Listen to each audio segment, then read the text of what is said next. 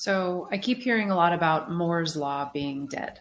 And that seems like it would have major implications for technology, for the economy, and even for investors like you and I. So is Moore's Law dead? What does that mean? Right. Yeah, that's a really good question. So when we talked about what Moore's Law is in the first place, we talked about how today's most advanced chips have tens of billions of transistors on them.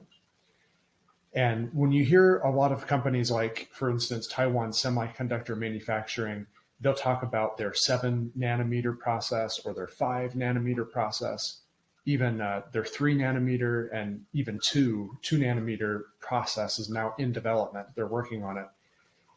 That number is referring to the size of the actual transistor itself. So at just a couple nanometers, transistors are literally bumping up against the laws of what's physically possible to make, because an atom is like a couple tenths of a nanometer wide. So these transistors, as they shrink them down to 2 nanometers and even 1 nanometer, we're talking about a transistor that's only a couple of molecules thick. They can only shrink so much more. So that's why Moore's Law is coming to an end. Okay, that makes sense. So why does Intel keep saying that Moore's Law is alive? Yeah, that's a funny thing. Basically, Intel's way behind the technology curve. They're still working on their 7 and now their 4 nanometer process, while companies, again, like Taiwan Semiconductor Manufacturing are currently developing 2 nanometer manufacturing process. So Intel's just behind the curve. Moore's Law still works for them because their transistor size has a lot more to be shrunk down in the coming years. But even for Intel, by 2024, Moore's Law is definitely going to slow down. There are some things that can continue to keep Moore's Law going, but the number of transistors per chip is probably not going to double every couple of years like it has been for the last few decades. But Nvidia and others are still advancing chip power and efficiency. So if Moore's Law is dead, what has changed? And what will help computing technology to continue to advance? Right. This is where I think the discussion about Moore's Law becomes really important for investors to understand. I see computing technology in general continuing to advance for many more decades, but for 3 primary reasons. And Moore's Law is not one of them. The first reason I think computing technology can continue to go is there's new manufacturing techniques and new materials being used in the make of semiconductors. So as far as new manufacturing techniques, ASML Holding, that's a company based in the Netherlands. They've helped pioneer and really have a monopoly on this process called EUV, extreme ultraviolet lithography. That can help continue to shrink the size of these transistors down even more in the coming decade or two.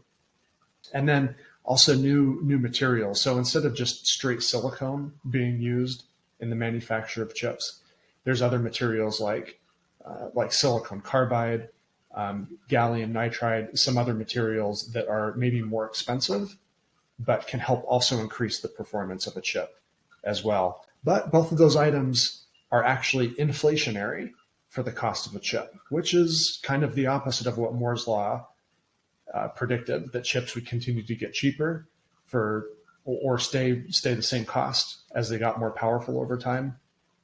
It looks like some inflationary forces are coming into play here with this first point. Second way computing technology can continue to advance is chips can get bigger, or companies can start focusing more on whole chip system designs rather than just designing individual chips. And this is something that Nvidia has been working on as they've kind of extended beyond just the GPU, like DPUs, the chips that kind of act as connectors between different parts of a computer and whatnot, even CPUs, they've announced that. You can see how they're moving towards designing whole chip systems. I think that's also why AMD bought a company called Xilinx early in 2022.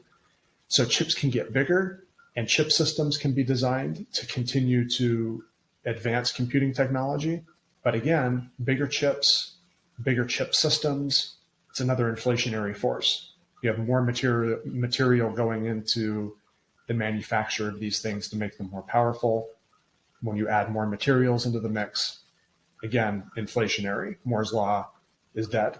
And then point number 3, this isn't an inflationary force, but I think it'll become increasingly important as the 2020s drag on and we get closer to the 2030s. But software can actually help pick up some of the slack here.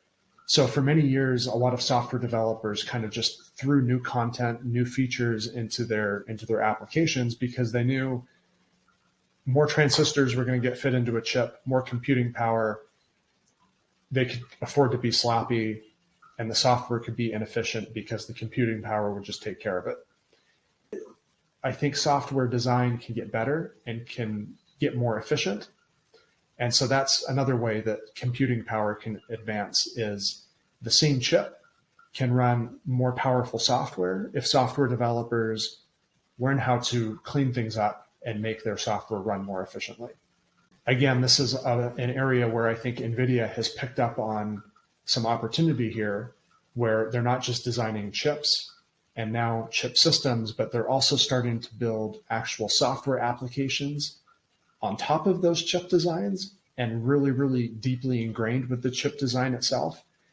Something that CEO Jensen Huang continues to say is a transition to them becoming a full stack company, full stack meaning everything from the hardware design all the way to the software design.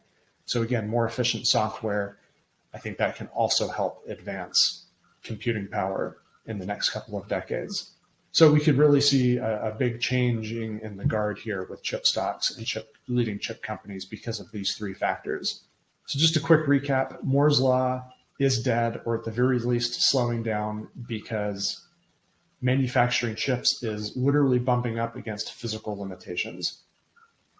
However, computing technology can continue to advance for, I think, 3 primary reasons.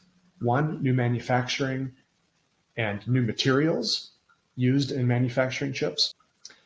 Bigger chips and big chip systems can be designed rather than work going into individual chip design. And the 3rd reason, software can get more efficient. And if it gets more efficient, the computing power can increase as well. We know that was a lot to process, but don't worry. In the upcoming weeks, we'll have more videos that talk about stocks that we like in each of these 3 segments. And if you found this video helpful on what Moore's law is and why it's dead and what that means for us as investors, please subscribe below and consider sharing it with your social media network. We really appreciate all the help. We appreciate your time and watching. Look forward to seeing you next time.